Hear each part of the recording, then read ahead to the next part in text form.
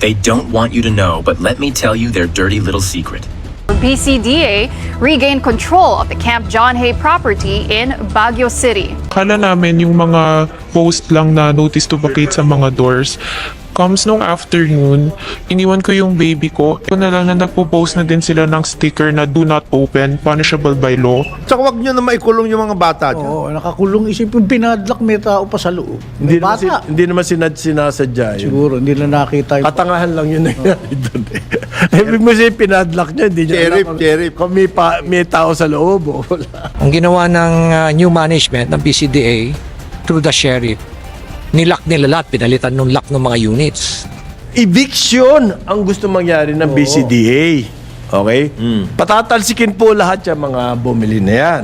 Meron nga na padlock na yung kanyang unit Takin mo, in good faith yung tao. at hindi nakapasok. Sa matutulog yun. Oo. Anak ng toko.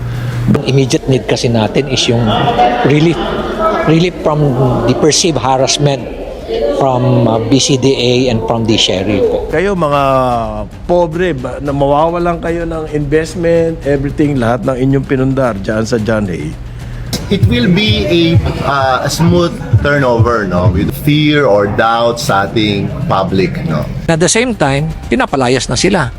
I'd like to ask from BCDA is to give us a chance. No more room for reconsideration or pleadings. There must be a way to do it properly eh. I think it is so unjust and unfair. Walang due process. Bakit nyo kami basta-basta na lang palayasin eh? Nagbayad naman kami, nag-invest naman kami. Sa amin lang ho, due process po yun. Wala nang titirhan yung ibang tao dito, sir.